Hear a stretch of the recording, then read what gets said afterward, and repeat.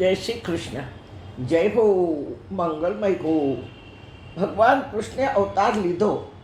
બચપણમાં કરેલી લીલાઓ વ્રજવાસી સમજી નહીં શક્યા. આપણે રોજે રોજ વિચારીએ છીએ કે બચપણમાં કરેલી લીલા 125 વર્ષે કહી બતાવી, બચપણમાં કરી બતાવી, અને એ જ લીલાને 125 વર્ષે કહી બતાવી, ગીતાના શ્લોક દ્વારા ગાઈ બતાવી. ઘણા લોકો કૃષ્ણના નામે કંઈ ને કંઈ સૂત્ર મૂકે ત્યારે એવું કહે કે કૃષ્ણે ગીતા લખી, કાં તો કૃષ્ણે ગીતા કહી. લખી પણ નથી અને કહી પણ નથી, ગાઈ બતાવી છે. શ્લોકો દ્વારા ગાઈને બતાવી છે ગીતા. ગીતામાં લખ્યું છે એવું ઘણા સમજે છે, પણ ના, ગીતા લખી નથી, કહી છે, પણ ગાઈને કહી છે. જુઓ, ગીતામાં કુરુક્ષેત્રમાં યુદ્ધ છે, મહાભારતનું યુદ્ધ છે. હિન્દુસ્તાન પાકિસ્તાનનું યુદ્ધ નથી, વર્લ્ડ વોર છે ભાઈ. પ્રત્યેક ઘરમાંથી એક એક યુવાન પુરુષ, પ્રૌઢ પુરુષ ઉમટી પડવાના છે, હજારો લાખો મરવાના છે, હાહાકાર ફેલાવાનો છે, સર્વનાશ થવાનો છે જગતનું.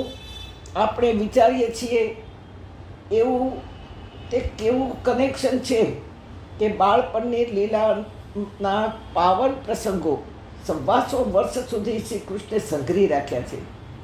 ક્યાં સંઘરી રાખ્યા છે, કેમ સંઘરી રાખ્યા છે, અને લગ્ન પછી પણ સંઘરી રાખ્યા છે.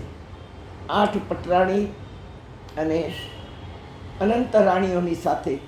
પણ એક ખૂણો, દ્વારિકાધીશનો એક ખૂણો યુદ્ધથી ભર્યો છે, બીજો ખૂણો ગોકુળ વૃંદાવનની યાદથી ભર્યો છે, અને ત્રીજો ખૂણો છે વિશ્વના ઉદ્ધાર કરવાના વિચાર અને એનો કેવો પ્રયત્ન કરવો પડે, અને એ પણ પોતાને હાથે યુદ્ધ નથી થવાનું, બીજાના હાથે કરાવવાનું છે. ભગવાન શ્રી કૃષ્ણના અંદર અનેક ખૂણાઓ આવા બધા વિચારોથી ભરી રાખ્યા, સંઘરી રાખ્યા છે કૃષ્ણ. વિશ્વનો વિશ્વંભર છે, સમર્થ છે, દ્વારિકાનો સમર્થ રાજા ધીરાજ છે. પોતાનું દિલ કુરુક્ષેત્રના ભયંકર રણ મેદાનમાં હમણાં યુદ્ધ થશે, અને તે પણ અર્જુનની નકારાત્મક સોચ. સતત યુદ્ધ નહીં કરવાની દલીલો, રૂખાપણું, સુખાપણું, લુખ્ખાપણું. અર્જુન યુદ્ધ નહીં જ કરવાની જીદ કરી રહેશે, અને કરી રહ્યો છે, કરવાની તૈયારી કરી રહ્યો છે. ભગવાન કૃષ્ણનું અર્જુનને મનાવીને જ યુદ્ધ કરાવવાની દ્રઢ પ્રતિજ્ઞા છે.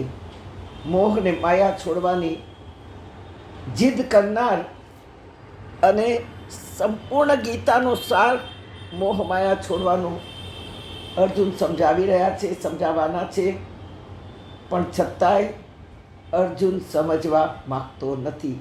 કૃષ્ણનું પણ દ્રઢપણે માનવું છે કે યુદ્ધ કરાવવાની દ્રઢ પ્રતિજ્ઞા મેં લીધી છે, તો અર્જુન પાસે જ યુદ્ધ કરાવીશ. અરે ભાઈ, મોહ માયા છોડવાની જીદ કરનાર શ્રી કૃષ્ણ જગતને સમજાવી રહ્યા છે, મોહ માયા છોડો. પણ આજે અર્જુન સિવાય શ્રી કૃષ્ણને કોઈ જ યોદ્ધો દેખાતો નથી, કોઈ નજરમાં જ નથી દેખાતો.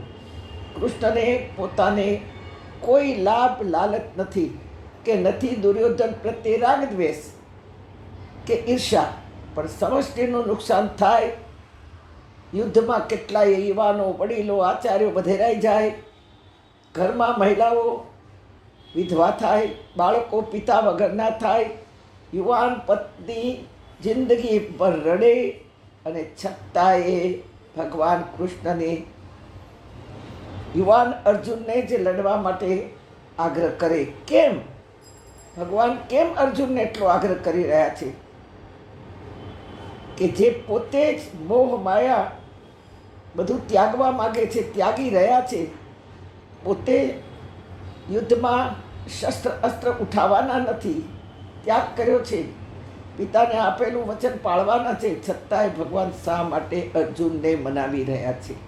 કારણ કે ભગવાન કૃષ્ણ જાણતા હતા કે એક ગંદી રોગી માછલી નદીનું જળ ગંદુ કરે, તેથી જલમાં રહેલા નાના મોટા જીવો પણ રોગી થાય અથવા મરી જાય. તેમ દુર્યોધન, દુશાસન, દ્રોણાચાર્ય જેવા આવા ગંદા વિચારો ધરાવનાર ગંદી માછલી જેવા જ છે.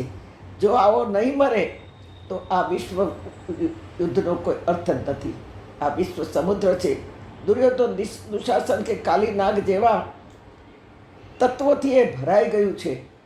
તેથી એને સનાતન ધર્મને નાશ કરે એ પહેલાં જ આ બધાને વધેરી નાખવાનું યોગ્ય છે, અને તેથી કૃષ્ણ મનાવી રહ્યા છે.